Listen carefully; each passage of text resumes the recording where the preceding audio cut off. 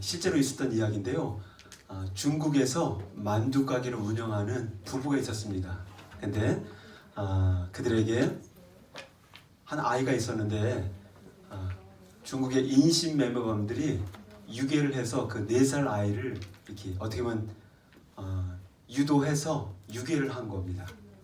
그러니 부모의 마음이 얼마나 애가 타겠습니까? 그렇죠?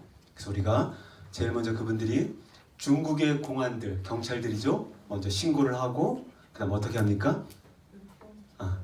집을 팔아서 정말 광고지를 만들고 이들을 찾기 시작합니다.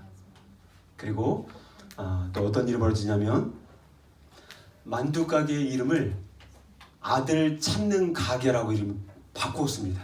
아들 찾는 가게. 그래서 사람들이 지나가면서 아들을 찾는가 보구나 해서 나름대로 최선을 다합니다. 그리고 포상금도 4천만 원 정도 걸었습니다. 어떻게 보면 나름대로 최선을 다해서 자녀를 찾기 위해서 몸부림을 치고 있는 모습을 볼 수가 있습니다. 근데도 소식이 있었을까요? 없었을까요? 없었습니다. 그런데 2014년도 어떻게 좋은 계기가 돼서 아들을 찾기 위해서 디어 리스트라고 하는 영화를 만들게 됩니다. 그래서 중국에서 정말 악의를 가지고 정말 인신매매범들이 아이들을 막 유괴해서 팔아먹는 일들이 너무 많은 가운데 이것을 고발하는 영화가 어떻게 만들어진 겁니다. 그때 이 아이를 찾기 위한 그런 과정으로 영화가 제작되었다고 합니다. 그래서 정부의 중국 공안들이 더 관심을 가지고 이 영화를 본 다음에 관심을 갖고 더 적극적으로 찾게 되었는데 무려 시간이 흐르고 또 흘러서 2021년도에 그의 나이 4살 때 유괴를 당했는데 무려 18살 때 찾았을까요? 못 찾았을까요? 찾았습니다. 할렐루야. 별로 안 기뻐하시네요. 저는 이것을 보게 되면서 제가 다 공감을 할 수 없었지만 4살 때 잃어버렸던 아이를 향하여서 정말 최선을 다하면서 나아갔던 이 부모님을 보면서 그 아이를 보는 순간 모든 방송의 카메라들이 다 찍으면서 그 아이를 향해서 포옹하면서 정말 엉엉 울면서 동시에 기뻐하는 모습을 제가 보면서 조금이나마 정말 그분들을 공감하는 시간을 좀 가지게 되었습니다. 오늘 보시면 본문을 보시면 사무엘하 9장도 다윗이 무엇을 아직 아닙니다. 다윗이 누구를 찾습니까? 그렇죠.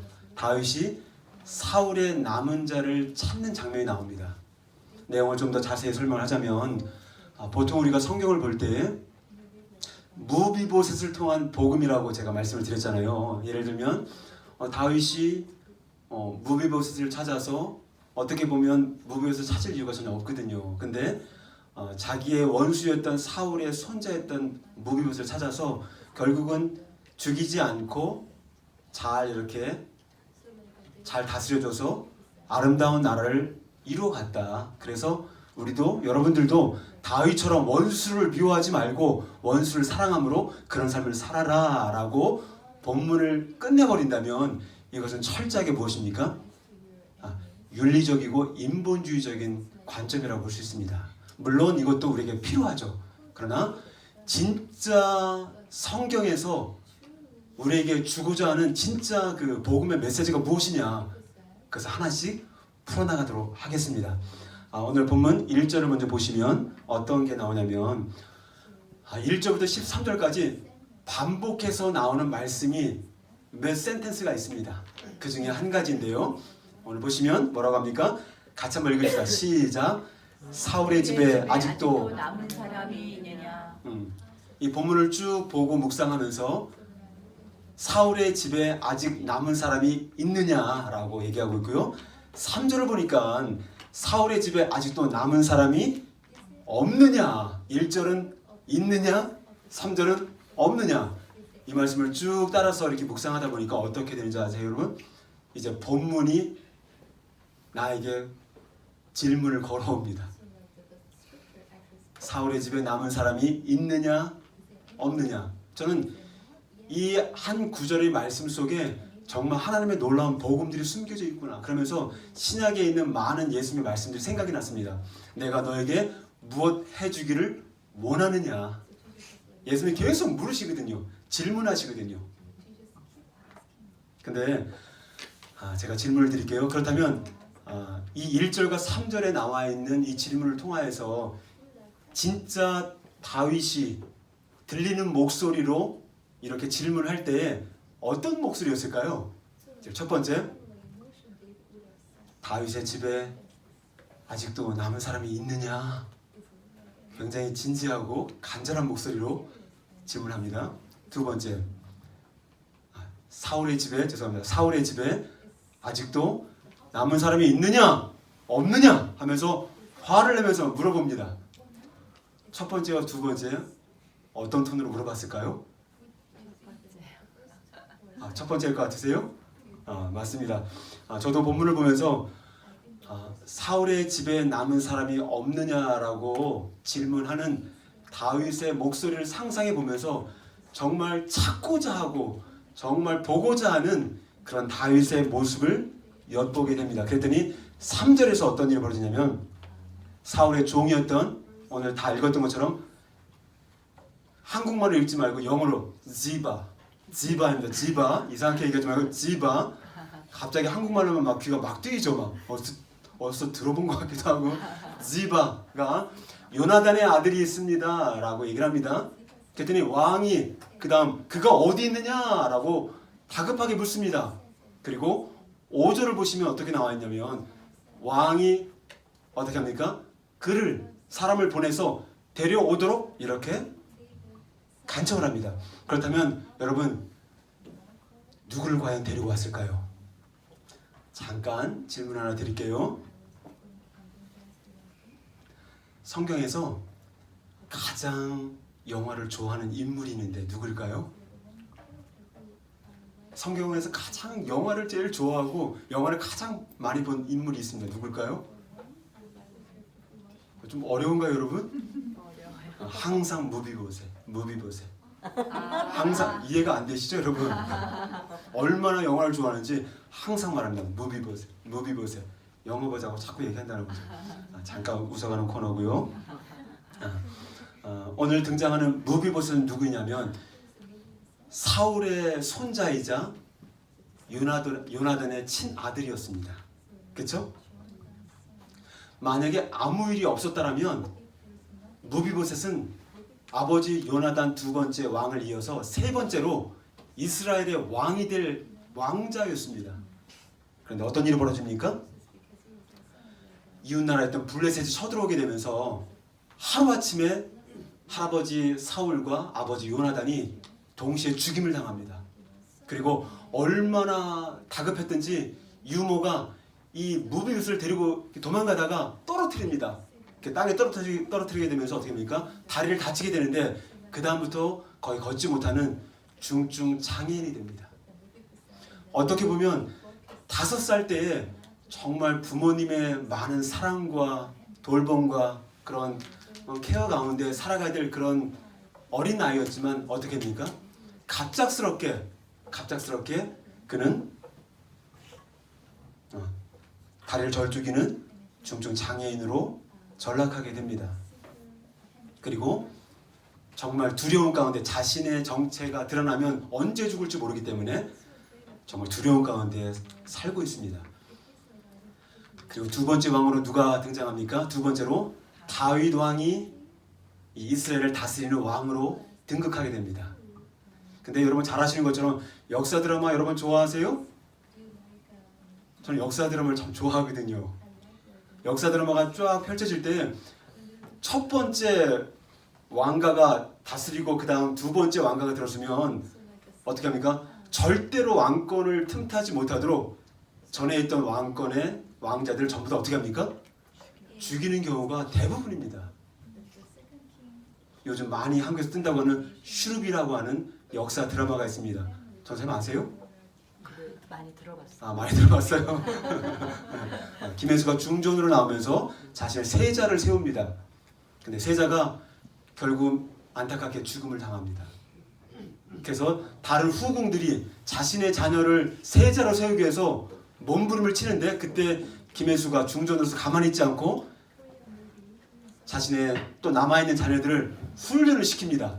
그래서 절대로 빼앗기지 않기 위해서 얼마나 이 중전이 그 자리를 지키기 위해서 몸부림을 치는지, 그리고 그 뒷배경에 많은 후궁들이 자신의 자녀를 세워서 왕가를 이어가기 위해서 아주 그냥 막 살벌합니다. 대학 가는 거 이상으로 대학 입시 과외하는 거 이상으로 정말 놀라운 전쟁들이 벌어집니다.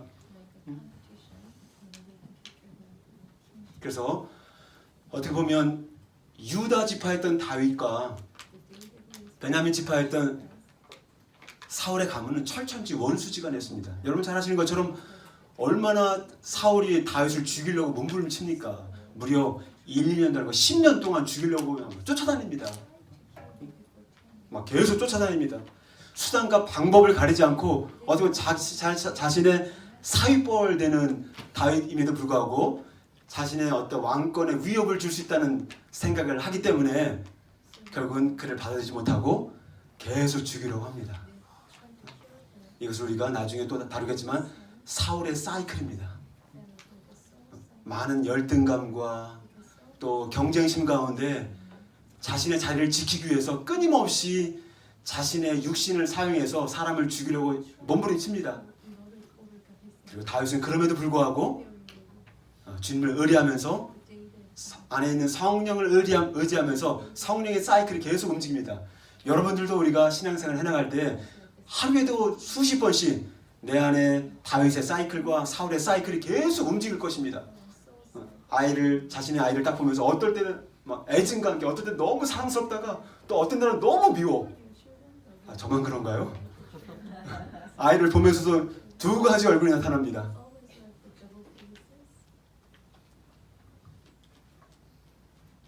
근데 그럼에도 불구하고 어떻게 보면 다윗이 무비봇을 찾는 것은 복수를 하는 것 목적 외에는 찾을 이유가 사실 없거든요. 근데 오늘 다윗이 사울의 집에 아직 남은 자가 있느냐 없느냐 하면서 다급하게 간절하게 찾고 있습니다. 왜 그렇게 찾고 있을까요? 1절과 3절과 7절 또 강조되는 문장이 있는데요. 그것은 바로 무엇이냐면 3절에 1절에 은총을 베풀리라, 3절에 하나님의 은총을 베풀리라, 또 7절에 내게 은총을 베풀리라 라고 하면서 계속 은총을 베풀겠다고 다윗이 강조하고 있습니다. 그런데 여러분 잘 관찰해 보면 1절은 은총을 베풀겠다 얘기를 하고 있고요. 그 다음 3절에는 뭐가 되어 있습니까? 하나님의 은총을 베풀리라 라고 되어 있는 것을 볼 수가 있습니다. 여기 사용하는 은총의 개념을 잠시 알아볼 필요성이 있는데요. 이것을 우리가 원어적인 개념으로는 다 같이 따라서 할까요?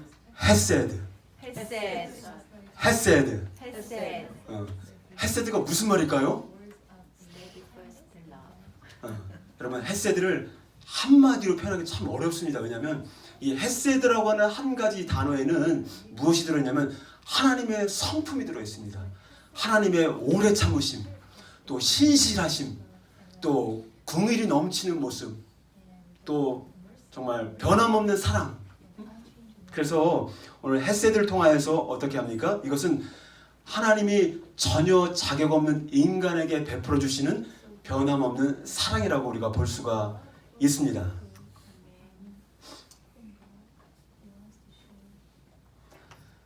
그런데 여러분, 이 땅에 존재하는 어떠한 사람도 헤세드를 베풀 수 있는 사람은 한 명도 없습니다. 왜 그럴까요?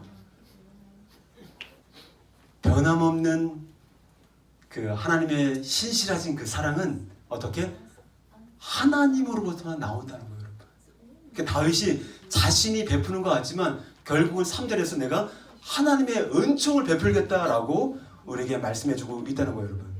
그런데 하나님께서는 전혀 자격이 없고 그리고 원수 집안이었으며 그리고 두려움 가운데 마음이 일그러져 있고 자신의 자아상이 일그러져 있는 그 무비웃을 찾아가서 직접 하나님의 은총을 베풀겠다고 말씀하십니다.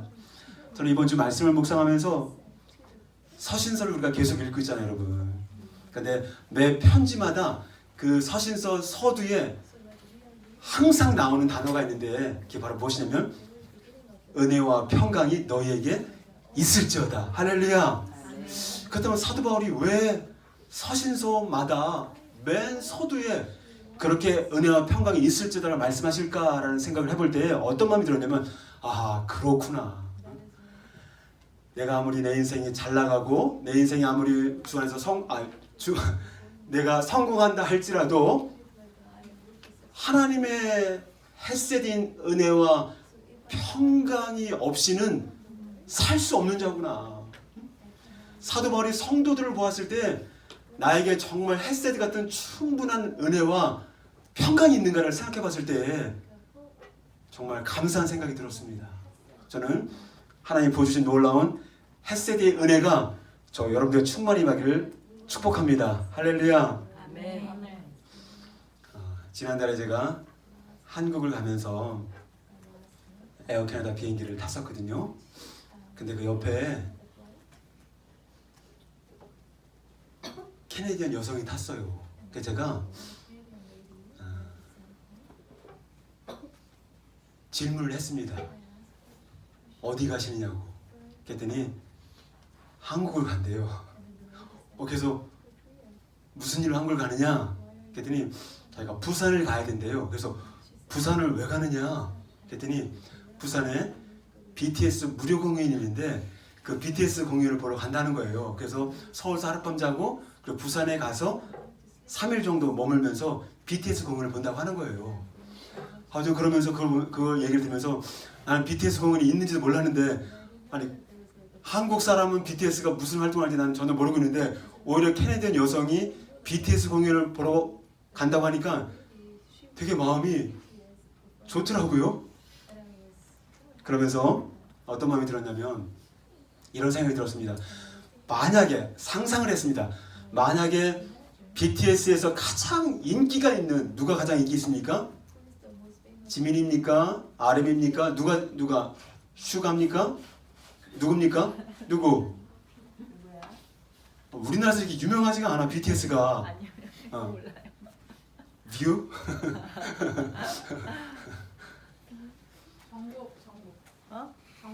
정국.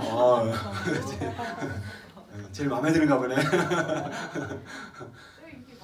가장 인기 많은 정국이가 이 캐네디언 여성을 만나기 위해서 직접 찾아간다고 생각해 보세요, 여러분. 마음이 어땠을까? 응?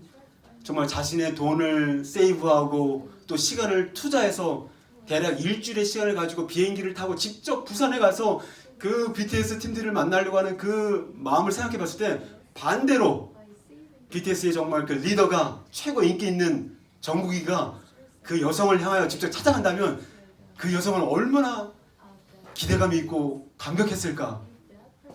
그렇죠, 여러분? 네, 기도했어요. 저는 무비봇을 찾아가시는 다윗을 통해서 하나님의 복음을 보게 됩니다. 하나님 나라의 복음은 하나님이신 그 창조주 하나님이 저와 여러분들을 직접 찾아가시는 것입니다. 할렐루야. 이때는 좀 감격을 좀 하셔야 되는데 BTS가 찾아가도 감격하는데 창조주 하나님께서 우주 만물을 지으시고 정말 상상을 초월하는 그 하나님께서 나를 직접 찾아오시는 것, 그것이 하나님의 복음인 것입니다. 죄에 허물로 죽었던 우리 영혼은 어떤 누구도 하나님을 스스로 찾아갈 수가 없는 존재입니다. 그래서 하나님께서는 어떻게 합니까? 범죄한 아담과 하와를 향하여서 찾아가십니다. 그리고 어떻게 합니까? 아담아 어디 있느냐? 담이야 어디 있느냐? 겸이는 어디 있느냐?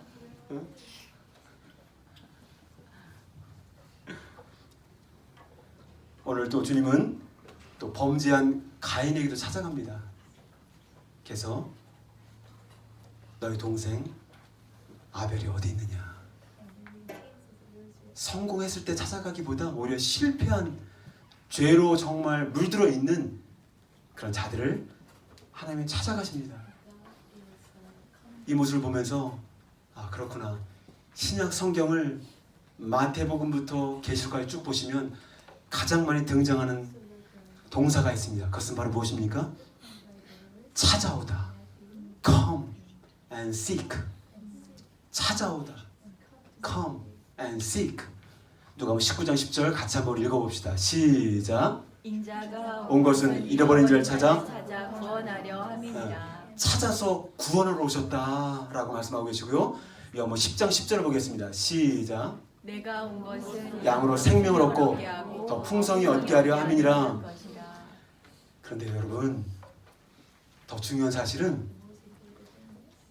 예수님이 나를 찾아오시는 것은 그냥 한 번 과거형으로 끝나는 찾아오심이 아니라 지금 현재도 우리에게 하나님이 날마다 찾아오신다는 것입니다. 할렐루야. 응? 제가 예언을 들을 때는 조금 조심스러운 면들이 좀 있습니다. 마음 같아서는 우리 안에서 일어나는 일들 가지고 예언을 들었으면 좋겠지만 또 형평성에 어긋날 수도 있기 때문에 제가 좀 더 생각을 하면서 기도하는 가운데 선정을 좀 하게 되었는데요. 한 번은 어느 날 한 목사님께서 잠시 들리겠다고 하시면서 갑자기 찾아오셨어요.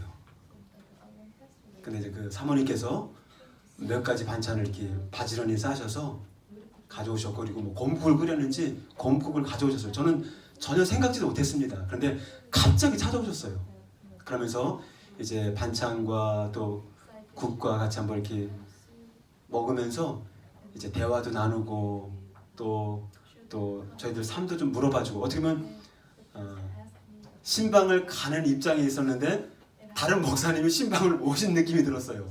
그러면서 그렇게 1시간 반 정도 함께 이렇게 식사를 나누면서 이렇게 먹다 보니까 어떤 마음이 들었냐면, 이게 바로 하나님의 찾아오심이 아닌가라는 생각이 들었습니다.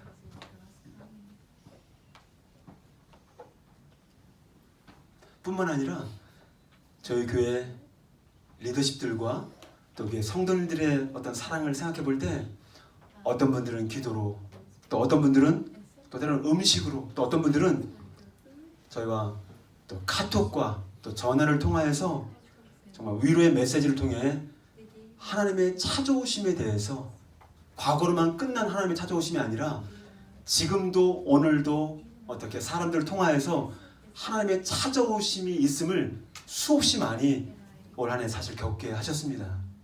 그리고 또한 우리 교회 공동체를 넘어서서 저 정말 굉장히 놀랐던 것 같아요. 그러니까 이 주변에 하나님의 찾아오심의 선한 통로가 되는 분들이 이렇게 많은가, 저 사실 깜짝 놀랐어요.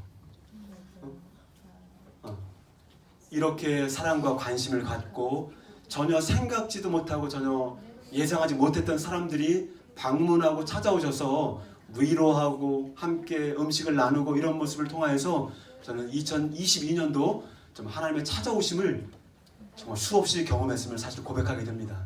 여러분, 하나님의 찾아오심은 우리 모두에게 풍성한 은혜를 누리게 하시는 복음의 소식이 되는 것입니다. 만약에 여러분들이 한 주간 지내면서 누군가의 전화와 카톡을 통하여서 위로받거나 정말 기쁨을 가진 적이 있다면 하나님이 사람들을 통해서 내게 찾아오신 것입니다. 할렐루야.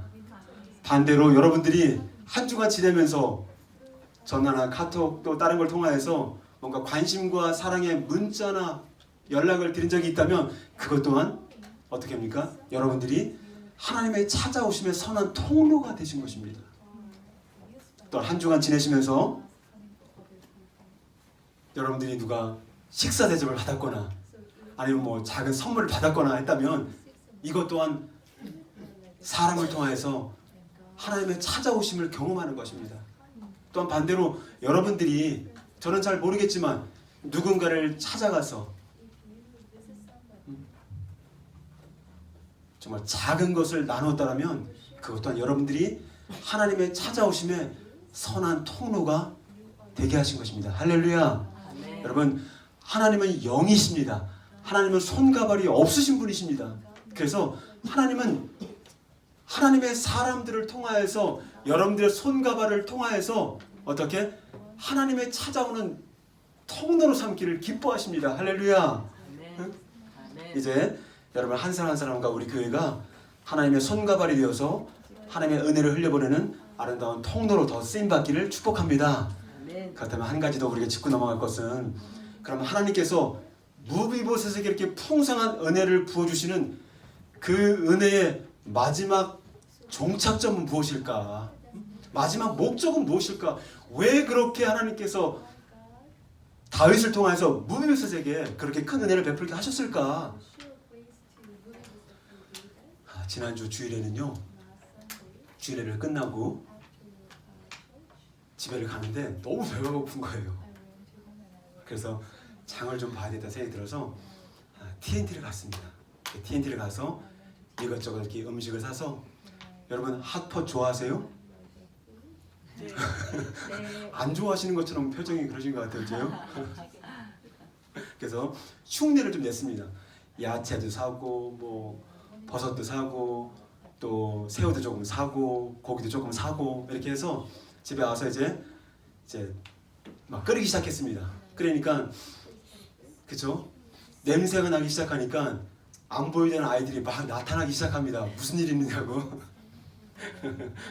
모두가 다 배고팠을 것 같습니다. 근데 얼마나 배고팠는지 각자가 이렇게 음식을 먹는데 자신의 먹을 수 있는 분량 이상으로 막 식사를 하는 거예요.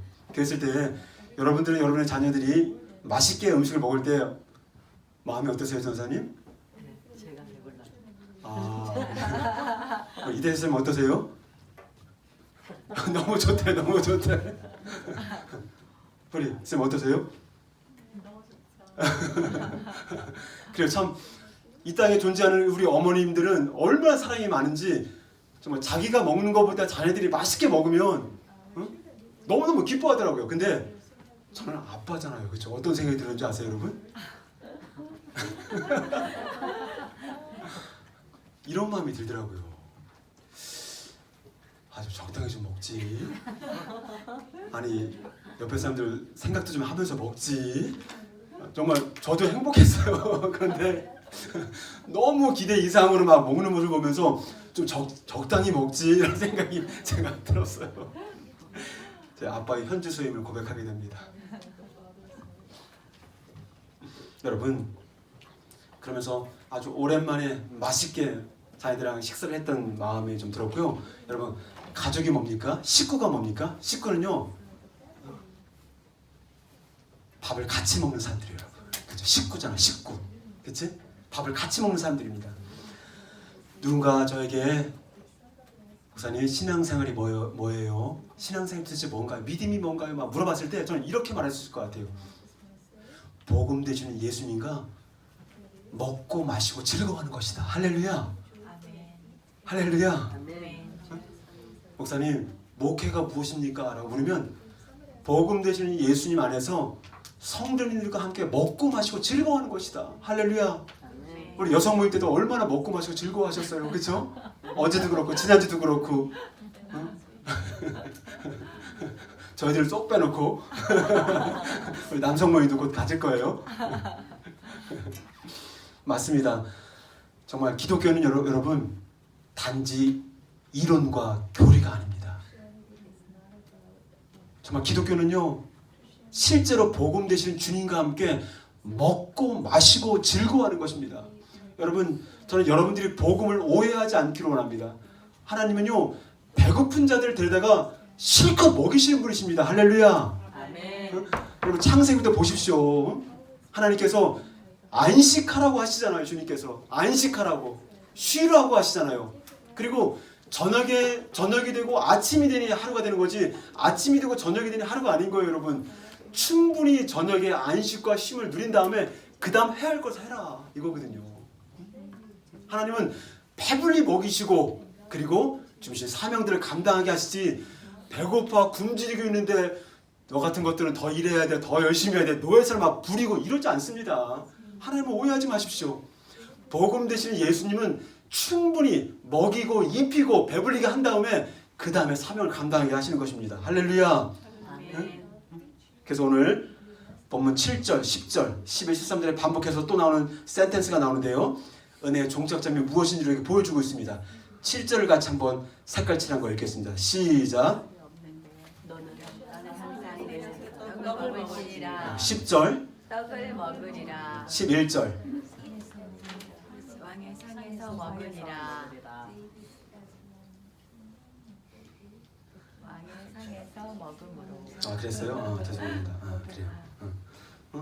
7절과 10절과 11절과 13절에 공통적으로 어떻게? 왕의 상에서 떡을 먹으리라. 왕의 상에서 떡을 먹으리라. 그것도 하루 이틀이 아니라 항상 regularly. 무비보셋은 왕과 함께 먹을 수 없는 사람이에요, 여러분. 어떻게 왕자처럼 대우합니까? 말이 안 되는 겁니다, 여러분. 무비보셋은 단칼에 죽임을 당해야 되는 그런 인물이었습니다. 아무것도 무비보셋을 하여금 이런 호의를 베풀 이유가 전혀 없는 것입니다. 그런데 요나단 때문에, 아버지 요나단 때문에, 이 언약에 대한 부분들은 너무 나눌 내용이 많기 때문에 오늘은 스킵하도록 하고요. 상에서 먹으리라, 상에서 먹으리라. 결국 다윗이 무비보셋을 불러다가 했던 건 바로 뭐냐면 그로 하여금 재산도 물려주고, 그리고 어떻게? 그의 이름을 불러주면서 무비보셋이요, 인격적으로 대해주는 것입니다. 근데 무비보셋은 어떻게 합니까? 죽은 개와 같은 나를 왜 돌보시나이까? 자신의 자아상이 완전히 땅바닥을 치고 있습니다. 죽은 개와 같은 나를 어떻게 돌보십니까? 죽은 개는 가장 자신을 철저히 낮추고 경멸하는 단어인 것입니다. 죽은 개처럼 개와 같은 나를 어떻게 이렇게 대하십니까? 그래서 무서워하지 말라. 얼마나 두려웠을까? 정말 들키기만 하면 목숨이 언제든지 죽을 수 있는 그런 삶 가운데 무서워하지 말라. 무비보셋이요. 내가 왕자와 하나처럼 아들처럼 대해주겠다. 그러면서 왕의 상에서 먹게 한다고 우리에게 말씀하고 있습니다. 그래서 결국은 다윗은 무비보셋을 하여금 어떻게? 왕의 상에서 그와 함께 대화를 나누고 즐겁게 먹고 마시고 즐거워하도록 부르셨다는 것입니다. 여러분 외로우십니까? 사람과 친하게 지내고 싶으십니까? 그럼 밥을 같이 먹으십시오. 밥을 같이 먹으면 친해지는 겁니다. 왕의 상에서 식사를 하면서 어떻게? 그 왕과 대화를 나누고 정을 나누고 친밀감을 나누자, 이거거든요, 사실은. 그러니까 주님이 동일하게 정말 먹을 것이 풍성하신 주님께서 우리에게 말씀하시기를 같이 한번 읽겠습니다. 계시록 3장 20절 시작. 볼지어다. 시작. 볼지어다 내가 문 밖에서 두드리노니 누구든지 내 음성을 듣고 문을 열면 내가 그에게로 들어가 그와 더불어 먹고 그는 나와 나와 더불어 먹으리라. 함께 먹는다는 것은 함께 친밀감을 쌓을 수 있는 좋은 시간인 것입니다. 우리가 외롭다고 이야기하기 전에 밥을 같이 먹으세요. 밥을. 근데 7절과 10절에 무엇이 나와 있냐면 그 전에 3장 20절은 라우디 교회 향해서 말하는 것인데 그들은 말했어요. 나는 부자다. 부유하다. 나는 부족한 것이 하나도 없다. 근데 주님 말씀하시죠. 뭔가 주님을 향해서 열심히 걸어가고 있지만 또 부유하게 살아가고 있지만 주님과의 친밀함은 없는 것이에요. 그럴 수 있다는 거예요. 우리에게 말씀해주고 있습니다. 7절과 10절에 뭐라고 나와 있습니까? 떡을 먹으리라. 떡을 먹으리라. 왜 떡이라는 표현을 썼을까 봤을 때 생각나는 게 없어요, 여러분? 요한복음에 등장하는 오병이어 기적이 나오죠. 생명의 떡에 대해서 말씀하시죠. 나는 생명의 떡이다. 그러니까 누구든지 이 생명의 떡을 먹는 자는 어떻게? 굶주리지 아니하고 나를 믿는 자는 영원히 목마르지 아니하리라라고 우리에게 말씀하고 있습니다. 그러면서 계속 예수님은 뭘 얘기합니까? 식사 만찬 얘기를 합니다. 먹는 얘기를 하십니다. 가나의 혼인잔치도 먹는 이야기죠, 여러분. 천국의 혼인잔치도 먹는 이야기입니다. 그리고 떡과 포도주를 사용해서 자신의 살과 피를 먹을 것에 대해서 말씀하고 있고요. 그리고 이것이 어디까지 갑니까? 부활한 이후에 제자들과 많은 이야기를 나눴겠지만 어떻게 합니까? 또 음식을 나누면서 생선을 튀기면서 같이 식사하면서 또 주저앉은 베드로를 회복시키는 모습을 볼 수가 있습니다. 그래서 쭉 성경을 쭉 지나가서 결국 계시록 19장으로 넘어갑니다. 거기 뭐가 있습니까? 어린 양의 혼인잔치가 나옵니다. 어린 양의 혼인잔치가 나옵니다. 그래서 예수님은 무비보셋처럼 전혀 자격이 없는 그런 잃어버린 자들을 찾아 영적 식구로 삼아 그들과 함께 식사 만찬을 나누며 즐거워하기를 원하시는 것을 볼 수가 있습니다. 그래서 우리는 예수님처럼 자주 식사를 해야 됩니다. 식사 만찬을 나눠야 됩니다. 근데 잃어버린 자들과도 나누고 그리고 찾은 자들과도 함께 나누는 그런 식사 교제가 필요합니다. 그래서 오늘 제가 같은 식사 교제를 하자고 먹는 것만 강조하는 것이 아니라 하나님의 피값을 산 교회는 몸을 위한 밥도 먹어야 되고 영혼을 위한 생명의 떡도 먹어야 되는 것입니다. 그래서 이 땅에서 우리가 해야 될 사명은 결국은 먹어서는 안 될 죄의 시궁창 식사를 하고 있는 자들을 찾아 천국의 어린 양의 혼인 잔치로 초청하고 인도하는 것, 그것이 우리가 해야 될 것입니다. 할렐루야. 그 천국의 혼인 잔치에는 눈물도 없습니다. 거기에는 이 무비보셋처럼 장애도 없습니다. 아픔도 없습니다. 또 슬픔도 없습니다. 그런 천국 혼인 잔치에 저희들 뿐만이 아니라 또 다른 자들을 인도할 수 있는 우리의 삶이 되기를 소망합니다. 할렐루야. 여러분 배고프시죠?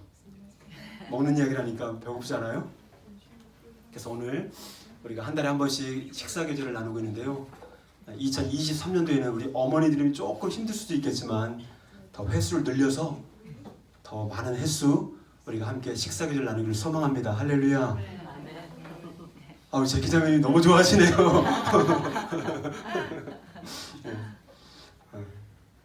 팬데믹 기간에 어떤 분을 전도를 하게 되었는데요.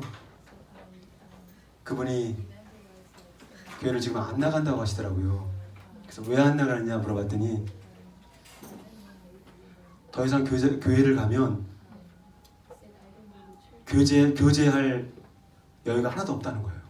티타임도 없고 식사 기회도 없고 나는 정말 외롭다라고 하더라고요.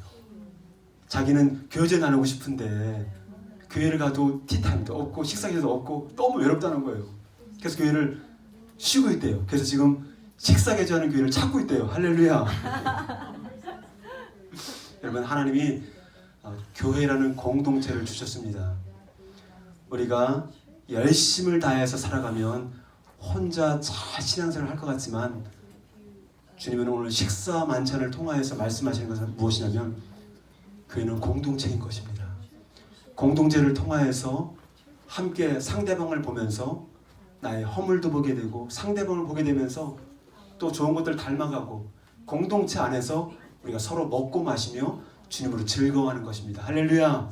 그런 주님을 의뢰하면서 정말 무비보셋과 같은 저와 여러분들을 친히 하나님이 찾아오셔서 먹이시고 입히시고 결국은 왕의 아들로 삼아주셔서 여러분들로 하여금 왕의 권세를 누리게 하셨습니다. 이것이 찾아오시는 하나님의 복음인 것입니다. 그래서 결론적으로 다윗의 훌륭한 점들을 담는 것도 너무 중요하지만 다윗은 예수 그리스도를 의미하는 것이고 그 예수님이 실패하고 주저앉고 죄에 물들어 있는 우리들을 찾아오셔서 여러분들을 새롭게 일으켜 주시고 먹을 것을 제공하심으로 말미암아 생명의 떡을 주심으로 말미암아 정말 주님의 나라의 혼인잔치에서 함께 기뻐하자라고 우리를 초청하고 있습니다. 다 같이 일어나셔서 찬양으로 주님께 반응하며 나가겠습니다.